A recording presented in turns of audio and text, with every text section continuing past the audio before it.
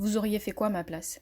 Une cliente m'accuse d'avoir mal emballé mes produits. Pour vous donner le contexte, cette cliente a commandé plusieurs fois sur mon site internet et la commande précédente, elle m'avait fait part plusieurs semaines après réception d'une fissure au niveau du pot. Ça ne gênait pas du tout son utilisation, mais pour augmenter sa satisfaction client et surtout parce que je ne voulais pas qu'elle reste sur une mauvaise note, je lui ai offert un code promo conséquent qui couvrait largement en fait le dommage, même si le pot restait utilisable. Elle repasse commande fin février.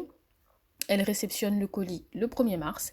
Elle me laisse le 8 mars un avis de 5 étoiles. Donc d'ailleurs, l'avis, il est toujours visible sur mon site internet. Et elle l'avait laissé aussi sur Trustpilot. Maintenant, il y a 3 jours, donc le 16 mars, elle m'envoie donc plusieurs semaines après, alors qu'elle avait réceptionné le colis le 1er mars, elle m'a dit que le pot était à nouveau fissuré et que là, cette fois-ci, la cire s'était carrément renversée. Et elle m'envoie une photo de la cire renversée. Moi, je comprends pas parce que il y a moins d'une semaine, elle m'a laissé un avis de 5 étoiles et elle n'a pas signalé après réception un dommage. Donc déjà, ce que je lui demande, c'est d'avoir plus de photos du pot, donc de tous les ongles, pour voir s'il y a effectivement une fissure.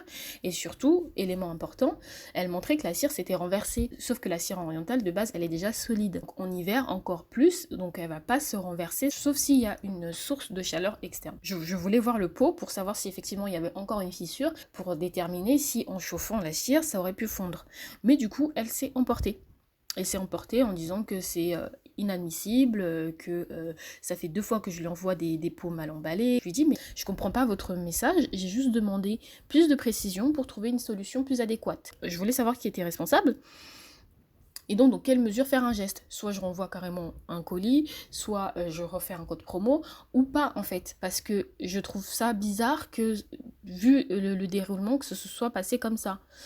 Et donc, du coup, quand je lui ai fait la remarque sur le fait qu'elle a réceptionné du coup son colis le 1er mars et que le 8 mars, donc 8 jours après réception, elle m'a laissé un avis de 5 étoiles sur Trustpilot et sur mon site internet, je comprends pas son retour en me disant que là, la cire s'est renversée.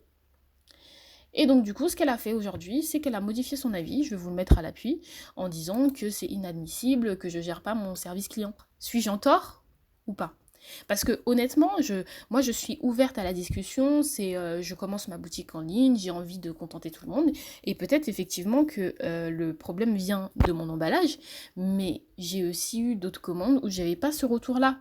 Donc en fait, je n'accuse personne, c'est juste que je sais pas où me positionner.